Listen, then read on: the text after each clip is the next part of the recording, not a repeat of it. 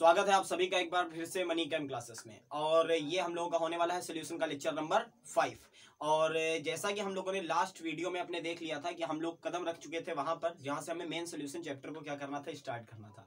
तो एक बार रिवाइज करते हैं। लास्ट वीडियो में हम लोगों ने क्या पढ़ा? लास्ट वीडियो में हम लोगों ने पढ़ा, पहली बात तो डिफ्यूजन पढ़ा कि क्या होता है। दूसरी बात हम लोगों ने ऑस्मोसिस पढ़ी। ऑस्मोसिस के साथ साथ हम लोगों ने क्या पढ़ा? एक्सो ऑस्मोसिस पढ़ी और एंडो ऑस्मोसिस पढ़ी। ठीक है। और उसके बाद हम लोगों ने एक मोस्ट इंपॉर्टेंट टर्म पढ़ा, that is your osmotic pressure. मैं वहीं से वापस शुरू करूंगा और उसके बाद में आपकी जो अगली हेडिंग पड़ेगी वो मैं आपको पहले ही बता चुका हूं। अगली हेडिंग आपकी होगी लॉस ऑफ ऑस्मोटिक प्रेशर। ठीक है, तो चलो भाई शुरू करते हैं पुराने टॉपिक से। और वो पुराना टॉपिक हमारा क्या है? वो पुराना टॉपिक है osmotic pressure.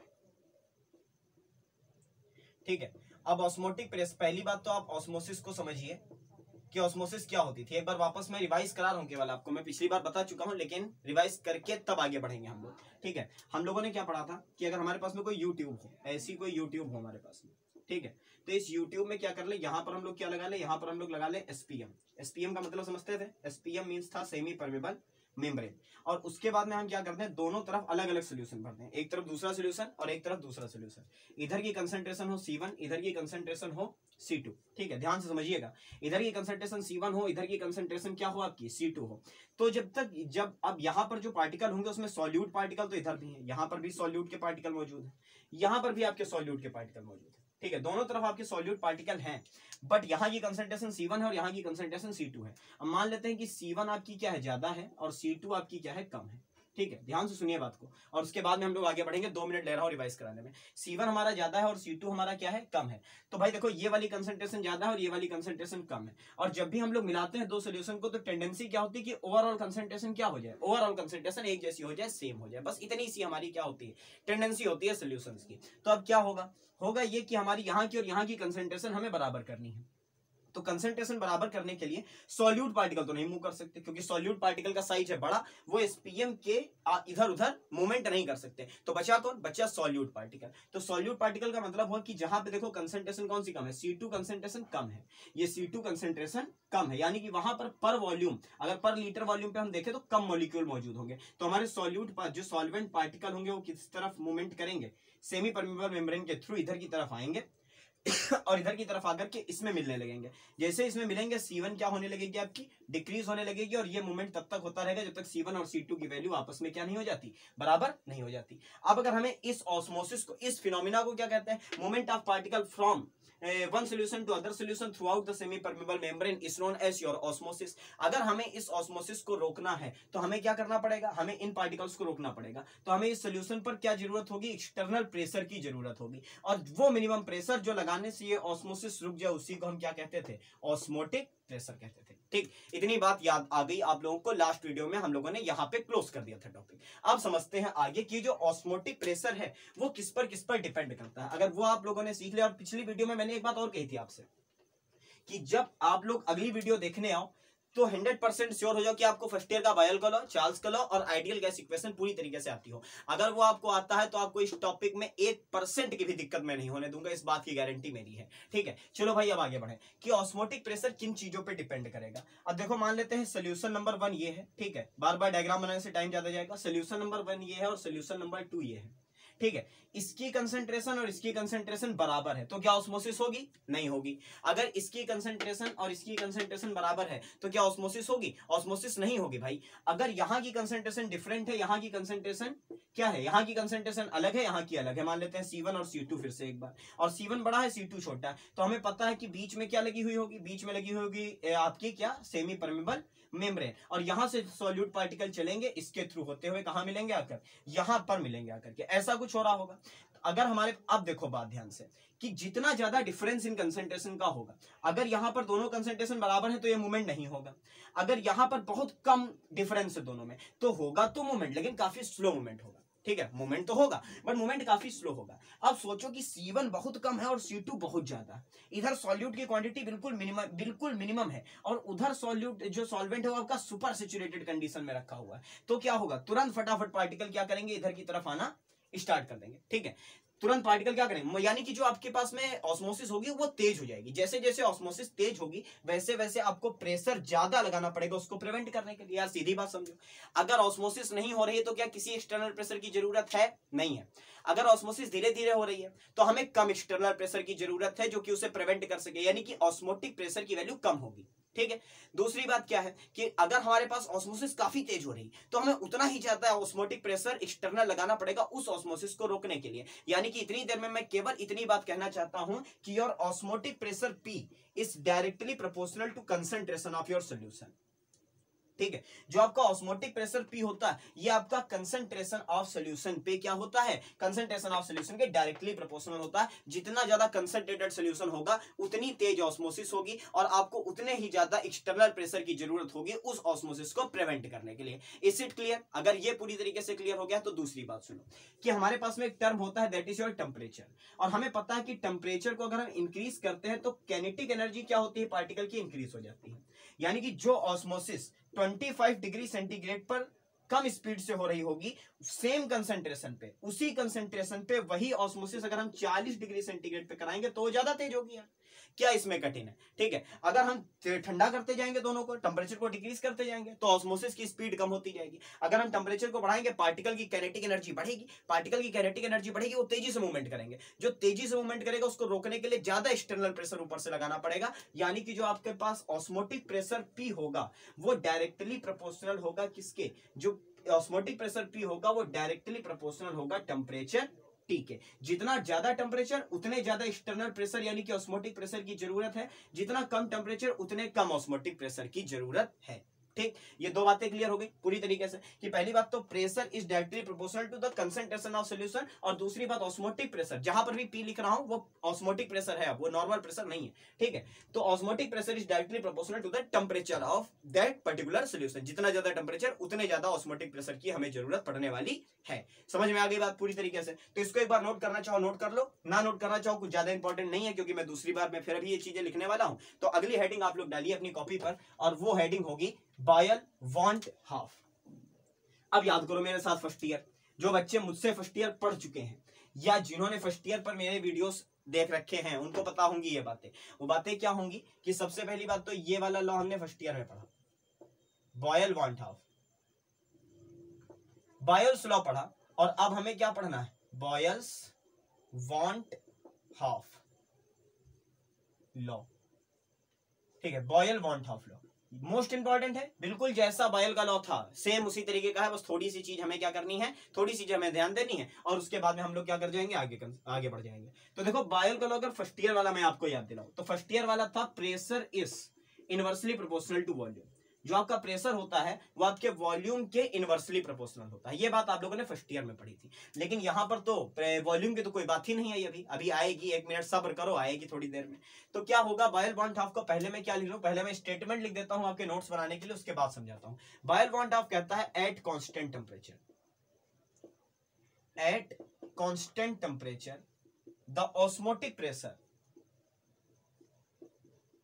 The osmotic pressure of solution is directly proportional to the concentration,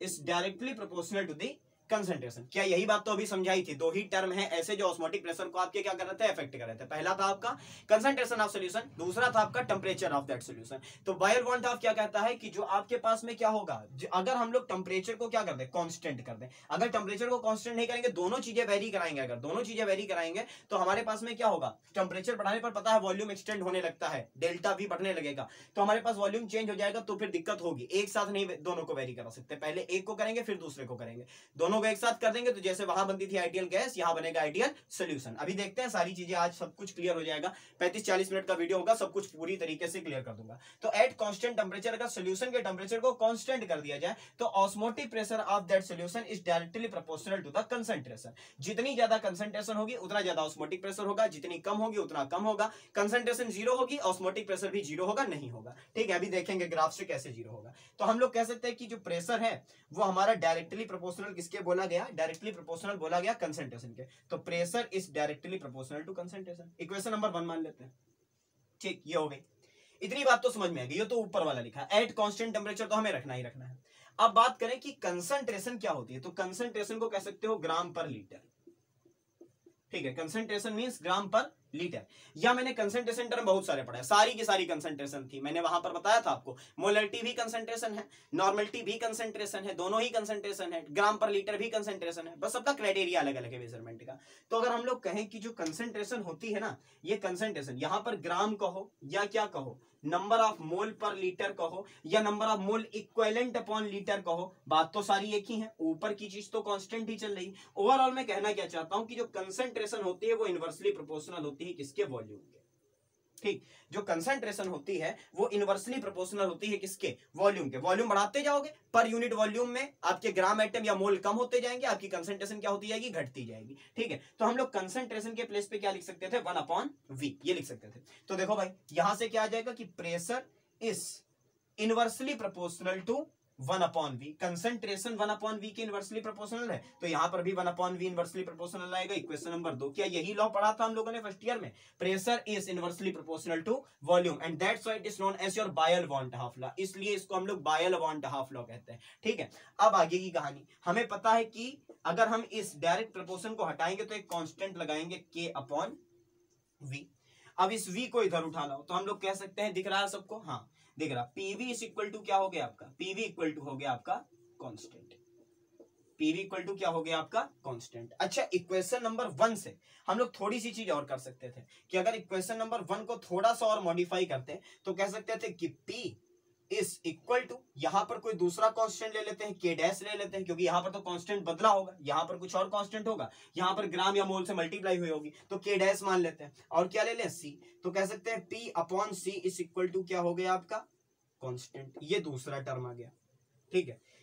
ये दूसरी चीज, सी को नीचे उठाना है भाई, P/C is equal to K dash, K dash का मतलब समथिंग कांस्टेंट है। तो यहां से दो बातें निकल करके आती हैं, दो बातें निकल करके क्या आती हैं आपके पास, कि पहली बात तो अकॉर्डिंग टू बायल van't Hoff law at constant temperature the product of pressure and volume of solution, the product of osmotic pressure and the volume of solution is always constant. यार मैंने कहा है फॉर्मूला पहले पढ़ो, डिफिनीशन बाद में बनाओ, ये फॉर्मूला लिखा है इसको बनाओ, क्या लिखा है, at constant temperature the product of P means osmotic pressure and V means volume of solution is equal to constant, यानी कि एक पर्टिकुलर टेम्परेचर पे और किसी भी सॉल्यूशन के लिए उसके ऑस्मोटिक प्रेशर और उसके वॉल्यूम का जो प्रोडक्ट होता है वो हमेशा क्या रहता है, सेम वैल्यू रहती है, यानी कि we can apply P1V1 is equal to P2V2 for किसके लिए, osmotic pressure and volume of solution के लिए। समझ में आ गई बात पूरी तरीके से। तो अगर ये चीज है तो हम लोग फॉर्मूला क्या अप्लाई कर सकते हैं, P1V1 is equal to P2V2, जहां पर P1 होगा इनिशियल ऑस्मोटिक प्रेशर,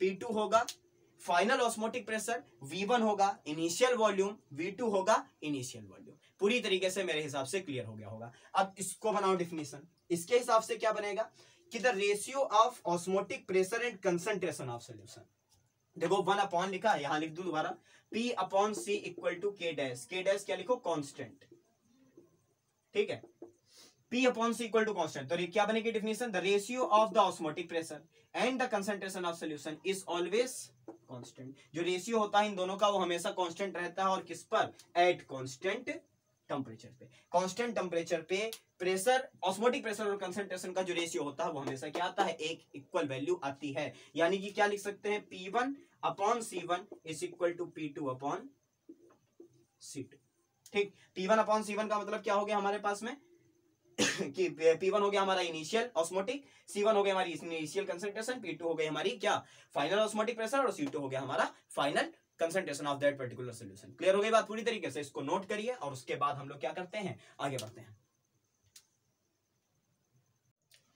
हाँ भाई, तो जो नेक्स्ट लॉ आपका आता है वो क्या आएगा, वो आएगा आपका चार्ल्स वॉन्ट हाफ। हेडिंग डालिए कॉपी पर, चार्ल्स वॉन्ट हाफ लॉ।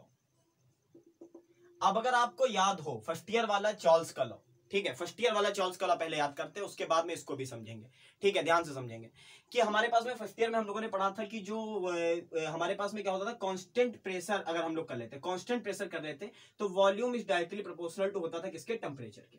जितना ज्यादा टेम्परेचर बढ़ाओगे, जितना ज्यादा टेम्परेचर बढ़ाओगे वॉल्यूम उतना ज्यादा बढ़ेगा, टेम्परेचर घटाओगे वॉल्यूम घटेगा। एब्सोल्यूट जीरो टेम्परेचर पे वॉल्यूम ऑफ गैसियस स्टेट क्या हो जाएगा, जीरो हो जाएगा, और गैस आपकी क्या हो जाएगी, लिक्विफाई हो जाएगी। ये हम लोगों ने 11th में पढ़ा, फर्स्ट ईयर में पढ़ा। अब देखो जब भी हम लोग यहाँ पर आ गए हैं, जब हम लोग किस में आ गए हैं, सोल्यूशन में आ गए हैं, तो हम लोग वॉल्यूम से नहीं डील कर रहे हैं, हम लोग किससे डील कर रहे हैं, हम लोग डील कर रहे हैं कंसंट्रेशन से। तो वहां पर हम लोग कहते थे एट कांस्टेंट, किस पर, एट कांस्टेंट प्रेशर पे, ठीक है। तो कांस्टेंट सॉरी किसके, प्रेशर से नहीं डील कर रहे हैं, प्रेशर की जगह किससे डील कर रहे हैं हम लोग, कंसंट्रेशन से डील कर रहे हैं। तो वहां पर हम कहते थे at constant pressure, at constant pressure the volume of any gas is directly proportional to the temperature, ये कहते थे। लेकिन यहां पर हम एट कांस्टेंट प्रेशर नहीं कहेंगे, यहां पर हम कहेंगे एट कांस्टेंट, किस पर, concentration.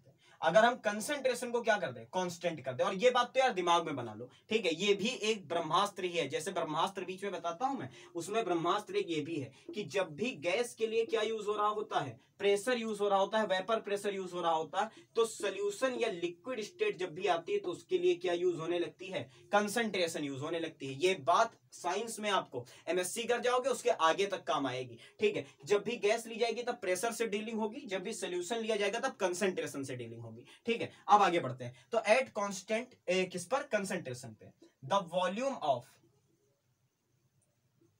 Volume of any solution, किसी भी सोल्यूशन का जो वॉल्यूम होगा is directly proportional to temperature. अगर हम लोग कंसंट्रेशन को क्या कर दें, अगर हम लोग कंसंट्रेशन को कर दें कांस्टेंट, ठीक है, कंसंट्रेशन को क्या कर दें, कांस्टेंट, तो हमारे पास में जो वॉल्यूम होगा वो डायरेक्टली प्रोपोर्शनल होगा किसके, टेम्परेचर के डायरेक्टली प्रोपोर्शनल होगा। तो ये वाला टर्म तो हम लोगों ने पहले ही क्या कर दिया है, कांस्टेंट कर दिया है। तो बची हुई चीजों को लिखो, तो बची हुई चीजों को क्या लिख सकते हैं, V is directly proportional to T, यही तो लिख सकते हैं भाई। Volume is directly proportional to temperature. Equation number क्या बना ले, 1 बना ले। इक्वेशन नंबर कौन सी आ गई, 1 आ गई। उसके बाद में क्या करें भाई, V इज इक्वल टू, इसको हटाएं तो फिर से क्या लगेगा, कोई कांस्टेंट लगेगा, दैट इज K लगा लेते हैं। V equal to KT। Equation number क्या बना ले, 2। तो यहाँ पर KT का मतलब क्या है, KT का मतलब क्या है, KT का मतलब कुलदीप तिवारी, कुलदीप तिवारी मित्र है हमारे, ठीक है। तो V इज इक्वल टू, ये मजाक की बात थी, आगे बढ़ते हैं। V इज इक्वल टू किसकी, KT की। तो V इक्वल टू KT आया तो V अपॉन T निकाले तो किसके बराबर हो गया, V equal to V upon T बराबर आ गया किसके, कांस्टेंट टेम्परेचर के, ठीक है। कांस्टेंट के V upon T equal to किसके आ गया, कांस्टेंट के। और यही शायद हम लोगों ने फर्स्ट ईयर में पढ़ा, पूरी तरीके से यही पढ़ा। तो अब अगर हम लोग इसको डिफाइन करना चाहें तो हम क्या कह सकते हैं, at constant concentration, at constant concentration the ratio of volume and temperature is always constant, ठीक है। अगर हम लोग किसी सोल्यूशन की कंसंट्रेशन को क्या कर लेते हैं, अगर हम लोग किसी सोल्यूशन की कंसंट्रेशन को क्या कर लेते हैं, कांस्टेंट कर लेते हैं, तो उसके वॉल्यूम का और उस पर्टिकुलर टेम्परेचर का जो रेशियो होगा वो हमेशा क्या आएगा, कांस्टेंट ही आएगा, ठीक है। अच्छा, तो यहां पर हम लोग क्या कंसंट्रेशन वो कर गए, यहां पर तो हम लोग एट कांस्टेंट कंसंट्रेशन पे डील कर गए। तो कंसंट्रेशन का मतलब क्या है, कंसंट्रेशन का मतलब हम लोग डील उसे किससे कर रहे हैं, प्रेशर से ही कर रहे हैं। बस क्योंकि वो लिक्विड स्टेट में है इसलिए हम लोग किसको मान रहे हैं, कंसंट्रेशन को मान रहे हैं। प्रेशर भले ही ऊपर से लगेगा, लेकिन मैंने आपको तीसरी डिफिनेशन जो कल बताई थी उसमें बताया था मैंने आपको कि जो बाहर से प्रेशर लगेगा बेसिकली वो pressure applied by the solvent particle के ही तो बराबर होगा, क्योंकि उसी को तो हमें रोकना है। तो हम लोगों को क्या करना पड़ेगा, यहां पर कंसंट्रेशन से ही डीलिंग करनी होगी। अब आगे बढ़ते हैं। तो यहां पर एक फॉर्मूला बना सकते हैं, और वो फॉर्मूला क्या हो सकता है, वो फॉर्मूला हो सकता है V1 upon T1 is equal to V2 upon T2, ठीक है भाई। V अपॉन T, तो V1 upon T1 is equal to V2 upon T2। यहाँ पर V1 और V2 इनिशियल फाइनल वॉल्यूम होंगे, T1 और T2 इनिशियल फाइनल टेम्परेचर होंगे। अभी ग्राफिकल रिप्रेजेंटेशन पढ़ेंगे हम लोग, इसका अगले वीडियो में पढ़ेंगे, वो यहाँ पर हो ही नहीं पाएगा। इसको नोट कर लेते हैं और बढ़ते हैं इसके आगे, ठीक है। और अगली जो है मोस्ट इंपॉर्टेंट, बोर्ड के लिए मोस्ट इंपॉर्टेंट, अनअकैडमिक किसी भी पेपर के लिए मोस्ट इंपॉर्टेंट इक्वेशन है। हेडिंग डालिए अपनी कॉपी पर, वांट हाफ इक्वेशन। जैसे वहां पर फर्स्ट ईयर में जब थे तो हम लोगों ने क्या पढ़ी थी, तब हम लोगों ने पढ़ी थी आइडियल गैस इक्वेशन, और वहां पर भी हमें पता था कि हम लोग बायल और चार्ल्स को कभी एक साथ अप्लाई नहीं कर सकते। लेकिन अगर हम लोग उन दोनों को कंसीडर करते तो उन दोनों को कंसीडर करने के बाद हमें क्या मिलता, उन दोनों को कंसीडर करने के बाद हमें यह मिलता कि जो हमारे पास में एक गैस, एक स्टैंडर्ड कंडीशन आ जाती जो कि आइडियल गैस के लिए मानी जाती थी। कोई भी गैस दुनिया में आइडियल नहीं था, उसके बाद में वान डर वाल गैस इक्वेशन आई जिसने उसको करेक्ट किया करके, लेकिन हाँ हमें एक स्टैंडर्ड जरूर मिल जाता था। तो वही स्टैंडर्ड हमें अब यहाँ सोल्यूशन के लिए फाइंड करना है, और इस टॉपिक का नाम है वांट हाफ इक्वेशन।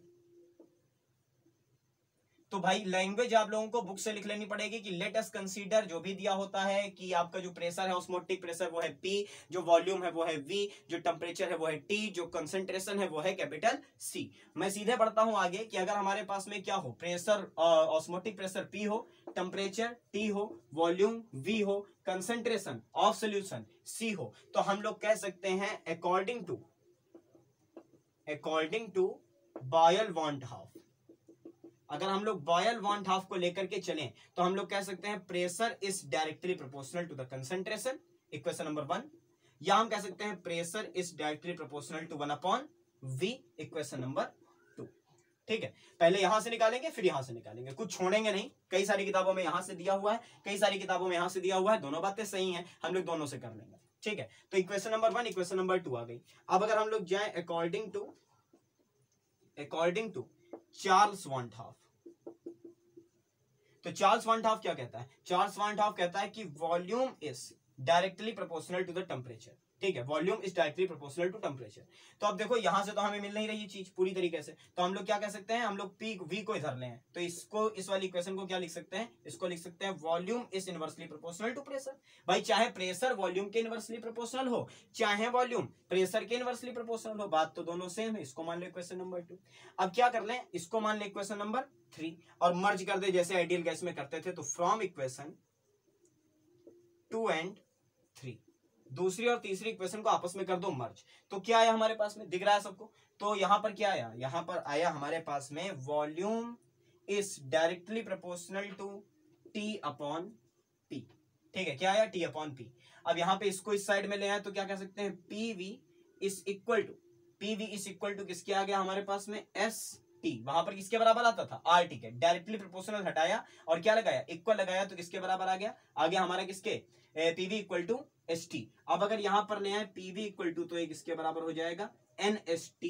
यही होगी हमारे पास में सोल्यूशन किसकी, इसको हम लोग कहेंगे वांट हाफ इक्वेशन। और यहां पर जो S होगा वो होता था गैस कांस्टेंट, यहां पर होगा सोल्यूशन कांस्टेंट। यहां पर क्या होगा, सोल्यूशन कांस्टेंट। और बड़ी बात, गैस कांस्टेंट की वैल्यू कमेंट बॉक्स में कमेंट करना शुरू करो सब लोग। ठीक है, कैलोरी में अलग, प्रेशर के लीटर में, लीटर वाली यूनिट में अलग और जूल में अलग। और उसके बाद में कमेंट करने के बाद यहां पर मैच करो आकर के, कौन कौन सी वैल्यू होती थी हमारी, 8.314 इन जूल, 0.0821, ठीक है, किसमें, लीटर एटीएम, और हमारी किसके बराबर होती थी, 2 होती थी किसमें, कैलोरी में। और सेम वैल्यू हमारी किसके लिए आती है, सोल्यूशन कांस्टेंट के लिए भी आ जाती हैं।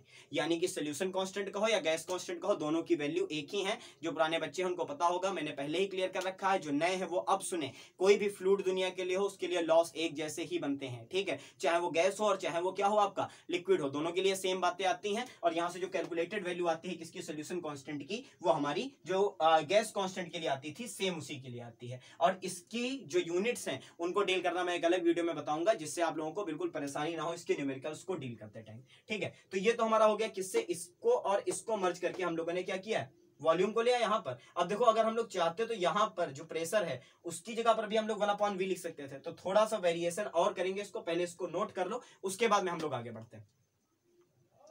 कितने मिनट हो गए इसमें, ठीक है 9 मिनट ही हो गए। चलो आसानी से, टाइम है, आराम से हो जाएगा सब कुछ।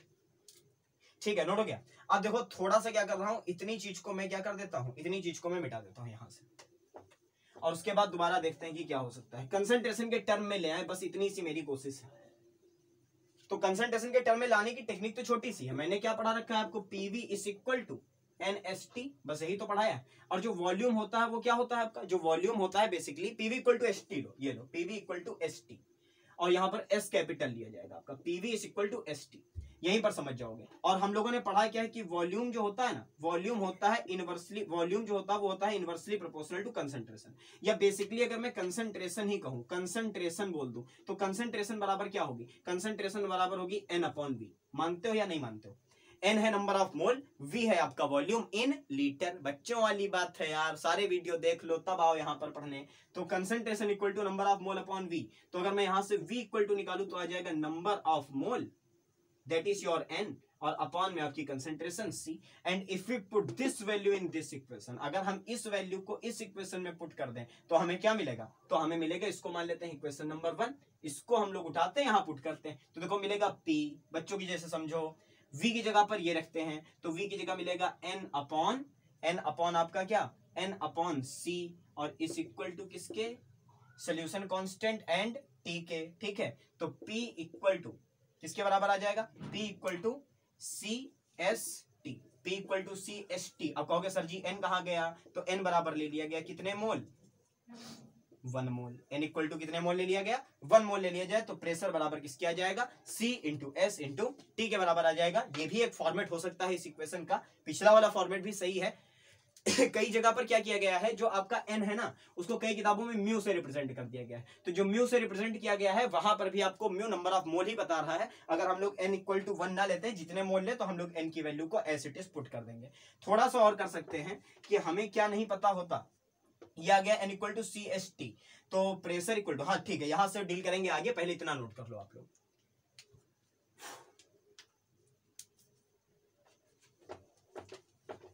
तो जो डेरिवेशन हम लोगों ने अभी निकाले, सबसे पहले तो उनको लिख लेते हैं एक जगह।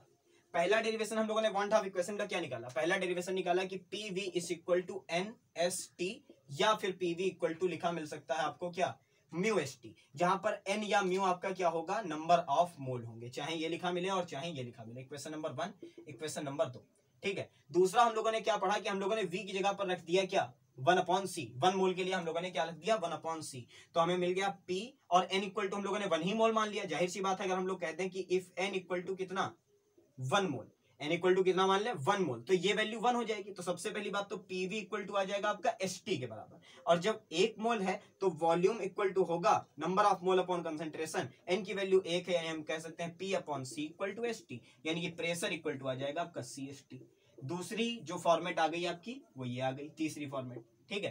पहली ये, दूसरी ये, तीसरी ये। अब क्या कर सकते हैं, नंबर ऑफ मोल के बारे में हमें क्या पता है, n है नंबर ऑफ मोल, n का मतलब क्या है, नंबर ऑफ मोल, और नंबर ऑफ मोल हमें पता है given mass upon molar mass, given mass upon molar mass. तो given mass upon molar mass मान लेते हैं, गिवन मास है स्मॉल w, मोलर मास है कैपिटल W, तो n की वैल्यू क्या पुट की जा सकती है, small w upon capital W। अब अगर ये वैल्यू उठाएं और यहां रख दे तो एक और फॉर्मेट मिलेगा, that is PV equal to small w upon capital W into ST, equation number 4, ठीक है। तो यहां से एक चीज और आ गई कि अगर हमें number of mole by chance नहीं दिया हुआ है, ठीक है, सीधी बात मैं बता रहा हूं आपको, गैस दे दी गई CO2 मिक्स है, ठीक है, कुछ भी गैस दे दी गई कि हाँ ये चीजें हैं, और उसके बाद में क्या है हमारा W अपॉन ये जो आपके पास में गिवन वैल्यू दी हुई, गिवन मास दिया हुआ है, मोल नहीं दिए हुए, तो सीधे सीधे आपको मोल ना निकालना पड़े तो इस वाले फॉर्मूले में आप पुट कर दोगे, आपका आंसर यहां से आ जाएगा। बाकी बची हुई जानकारी क्या है कि जो आपका S आया ना, वो S है हमारा क्या, सोल्यूशन कॉन्स्टेंट। सारी बातें लिख दूं, रिजल्ट जितने हैं, सोल्यूशन कॉन्स्टेंट वैल्यू कितनी है इसकी, 3। कौन कौन सी, पहली 8.314 इन जूल, दूसरी 0.0821 इन लीटर एटीएम, और अगली कौन सी है, 2 वैल्यू है इन कैलोरी, एग्जैक्ट वैल्यू 1.87 समथिंग आती है, जिसे 2 मान लिया जाता है। तो ये सारी बातें आ गई आपकी किसकी, वांट हाफ इक्वेशन के बारे में। अब बात करते हैं कि ये कहां लग सकती है और कहां नहीं, इसकी लिमिटेशन क्या है। पहली बात तो प्रॉफिट पता करो, इसको अगर हम लोग क्या कर लें, इसको अगर हम फायदे के लिए यूज करना चाहें तो क्या कर सकते हैं भाई, देखो प्रेशर का मतलब कौन सा प्रेशर है, ऑस्मोटिक प्रेशर। सबसे पहली बात हम लोग ऑस्मोटिक प्रेशर फाइंड कर सकते हैं। दूसरी बात हम लोग क्या कर सकते हैं, वॉल्यूम फाइंड कर सकते हैं। सोल्यूशन तो कांस्टेंट है हम लोगों का, टेम्परेचर कांस्टेंट अगर हम लोगों को क्या दिया हो, नंबर ऑफ मोल का मतलब क्या कर सकते हैं, नंबर ऑफ मोल का मतलब हम लोग ये पता कर सकते हैं कि what is the concentration of that particular solvent, यानी कि उसके अंदर कितने ग्राम मिलाए गए हैं। हम ये भी ऑस्मोटिक प्रेशर अगर हमें पता चल जाए, पहले हम ऑस्मोटिक प्रेशर को कैलकुलेट कर ले कि भाई ऑस्मोसिस को रोकने के लिए कितना प्रेशर अप्लाई करना पड़ा, तुरंत उसके बाद हम ये पता कर सकते हैं कि सोल्यूशन की कंसंट्रेशन क्या होगी। और अगर हम कंसंट्रेशन पता कर सकते हैं तो हम ये भी पता कर सकते हैं कि कितना वॉल्यूम हमने, कितने वॉल्यूम में कितने ग्राम हमने क्या कर रखे होंगे, मिलाए होंगे, यानी कि हम ओवरऑल क्या पता कर सकते हैं, द अमाउंट ऑफ सॉल्यूट पता कर सकते हैं। तो इतनी तो हमारे फायदे की बातें हो गई। अब लिमिटेशन क्या है, इसकी पहली लिमिटेशन ये है कि it is not applicable for, it is not applicable for volatile substances, volatile solute लिख लो। अब व्हाट आर वॉलेटाइल सॉल्यूट, ये वॉलेटाइल सॉल्यूट क्या होते हैं, वॉलेटाइल का मतलब होता है बहुत जल्दी क्या हो जाने वाले, वेपर बन जाने वाले। बहुत जल्दी ही क्या हो जाने वाले, वेपर फॉर्म में आ जाने वाली चीजों को हम कहते हैं वॉलेटिल, और जो बहुत जल्दी वेपर की फॉर्म में नहीं आ सकती उन्हें हम क्या कहते हैं, नॉन वॉलेटिल कहते हैं। वॉलेटिल के एग्जांपल क्या है, आपका कैंफर हो गया जी, खुले में रख दो आपको महक आने लगेगी। अल्कोहल हो गया, खुले में रखा है आपको महक आ रही है। पेट्रोल हो गया, डीजल हो गया, मिट्टी का तेल हो गया, ये सारी की सारी चीजें क्या है आपकी वॉलेटिल सब्सटेंसेस है। तो अगर हम क्या करते हैं, अल्कोहल को हम मिला दे ला करके, तो खुद ही सोचो अल्कोहल को मिला दे, थोड़ी देर के बाद में अल्कोहल क्या होने लगेगा, वो पानी से पहले ही वेपराइज होने लगेगा, यानी कि उसकी कंसंट्रेशन टाइम के साथ क्या होती जाएगी, डिक्रीज होती जाएगी। और अगर टाइम के साथ में वो डिक्रीज हो रही है तो जाहिर सी बात है कि हमारे पास में कंसंट्रेशन कम हो जाएगी। कंसंट्रेशन कम होगी तो ऑस्मोटिक प्रेशर गलत आएगा। यानी कि हम लोग इस वाली इक्वेशन को कब नहीं लगा सकते, जब हमने मोस्ट वॉलेटिल चीजों का सोल्यूशन बनाया हो। अच्छा, दूसरी बात, हम इसे एक और जगह पर नहीं अप्लाई कर सकते हैं, ठीक है, और वो जगह क्या है, दिख रहा है सबको, हाँ दिख रहा है, ये जगह खाली है शायद, हाँ ठीक है। दूसरी जगह हम क्या नहीं यूज कर सकते हैं कि if solute can associate and dissociate in the solution. अगर हमारा सॉल्यूट जो है वो सॉल्वेंट पार्टिकल के साथ एसोसिएट हो सकता हो या डिसोसिएट हो जाता हो, अंदर जाकर के टूट जाता हो, और या फिर क्या हो जाता हो, अंदर जाता हो और सॉल्यूट पार्टिकल से रिएक्ट कर जाए और कुछ मॉलिक्यूल नया बना दे, तब भी हम लोग इस इक्वेशन को यूज नहीं कर सकते। अब इसके पीछे का रीजन सुनिए, ठीक है। जब भी कोई मॉलिक्यूल टूटता है ना, देखो मोल से अगर डील करना नहीं आता, मैंने कहा है बैकबोन है मोल केमिस्ट्री की, अगर आपको मोल से डील करना नहीं आता तो आपको कुछ भी समझ में नहीं आएगा। और मोल से डील करने का मैंने लिंक पहले ही दे रखा, आप लोग देख लो उस वीडियो को जाकर के, मोल की समस्या आपकी हमेशा के लिए खत्म हो जाएगी, ठीक है। तो भाई देखो, मैं यहाँ पे कहना क्या चाहता हूँ कि अगर सॉल्यूट क्या कर रहा है, एसोसिएट कर रहा है। पहले सुनते हैं एसोसिएट की बात। एसोसिएट करने का मतलब क्या है, हमने कोई चीज डाली सोल्यूशन के अंदर, वो सॉल्वेंट के पार्टिकल से जुड़ गई जाकर के। तो सॉल्वेंट के पार्टिकल से जुड़ने का मतलब है, जब भी हमारा कोई कंपाउंड मिलता है ना, तो कंपाउंड बनने का मतलब ये नहीं होता कि नंबर ऑफ मोल भी सेम रहे। नंबर ऑफ मोल एक काउंटिंग स्पीसीज है। फॉर एग्जांपल मैं आपको हैबर प्रोसेस दिखा दूं, कहीं जगह है, हाँ यहां पर है, हम लोग देख ले, N2 + 3H2 gives out in PD कोई भी लगा देते हैं, मॉलिब्डेनम Fe डाल दो, बन जाएगा, और आपको क्या मिलेगी, 2NH3 मिलेगी, 2 अमोनिया मिलेगी। तो देखो 1 मोल नाइट्रोजन का है, 3 मोल हाइड्रोजन के हैं, 1 मोल नाइट्रोजन का है, 3 मोल हाइड्रोजन के हैं। टोटल ओवरऑल कितने मोल है हमारे पास, ओवरऑल हमारे पास 4 मोल है रिएक्टेंट में, लेकिन बने कितने मोल, केवल 2 ही मोल। क्या मास अलग अलग है, मास अलग अलग नहीं है, ठीक है। अरे सब सीधी बात समझो, काउंटिंग स्पीसीज का मतलब क्या है, एक दर्जन समझते हो, दर्जन में कितने होते हैं, 12, ठीक है, दर्जन में कितने होते हैं, 12, मोल में कितने होते हैं, 6.022 × 10⁻23। क्लियर हुई बात। अब 12 अंगूर ले आओ, 12 तरबूज ले आओ, गिनने में दोनों 12 हैं, लेकिन 12 तरबूज का मास अलग है और 12 अंगूर का मास अलग है। बस सीधी बात इतनी दिमाग में बैठानी है आपको। अब आगे बढ़ते हैं कि अगर एसोसिएट हो गया और डिसोसिएट हो गया, तो एसोसिएट हो गया तब भी नंबर ऑफ मोल चेंज होंगे, और अगर डिसोसिएट हो गया तब भी नंबर ऑफ मोल चेंज होंगे। कंसंट्रेशन यार किससे निकालते हो, कंसंट्रेशन निकाल रहे हो नंबर ऑफ मोल से। तो जब नंबर ऑफ मोल चेंज करो तो ऑस्मोटिक प्रेशर कहां से सही ले आओगे आप। यानी कि आपके पास 2 कंडीशन होनी चाहिए। पहली बात तो आपका जो सॉल्यूट है वो जल्दी गैसियस फेस में ना जाता हो, वो सोल्यूशन के अंदर मिला रहता हो, तब आप इस इक्वेशन को बहुत अच्छे से लगा सकते हो। और दूसरी बात आप क्या कर सकते हो कि जो आपने चीज डाली है वो आपके अंदर डिसॉल्व हो जाए, it is acceptable, but it can't react with the solute particle. इसे सॉल्यूट पार्टिकल के साथ रिएक्ट नहीं करना चाहिए, ठीक है। यहां पर हम लोग 2 कॉन्सेप्ट पढ़ सकते हैं, इलेक्ट्रोलाइट के और नॉन इलेक्ट्रोलाइट के। इलेक्ट्रोलाइट बेसिकली वो चीज होती है जो सोल्यूशन में जाती है और टूट जाती है, ठीक है। तो सोल्यूशन में जाती है तो टूट जाती है, टूटने का मतलब क्या है, प्लस और माइनस आयन बना लेते हैं। तो आप खुद ही देखो, अगर हम लोग क्या करें, HCl ले और उसको क्या करते हैं, तोड़ दें, तो मिलेगा H+ + Cl-। यहां पर भी 1 मोल है, यहां पर HCl के कितने मोल है, 1 मोल, यहां पर H+ भी कितने मोल मिलेगा, 1 मोल, Cl भी कितना मिलेगा, 1 मोल। तो रिएक्टेंट में है 1 मोल, प्रोडक्ट में है 2 मोल, ठीक। समझ रहे हो बात को, बस यही गेम है इसका।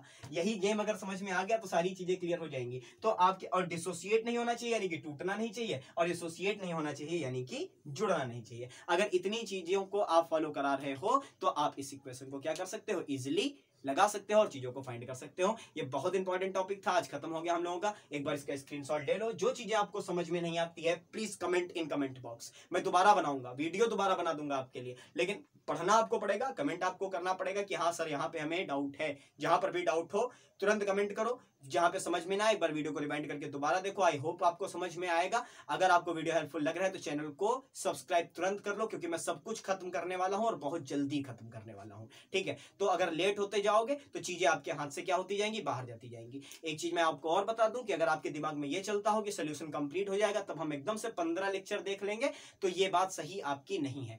पर डे एक लेक्चर देखो, 40 मिनट का पर डे एक लेक्चर देख के आप नोट्स बनाते रहोगे, 15 दिन में आपको जो पढ़ोगे उससे फायदा होगा, एक दिन में नहीं कुछ होने वाला है। ठीक है, तो चैनल को सब्सक्राइब करो, वीडियो को लाइक करो और वहां तक पहुंचाओ जहां तक इसकी जरूरत है। Thank you very much.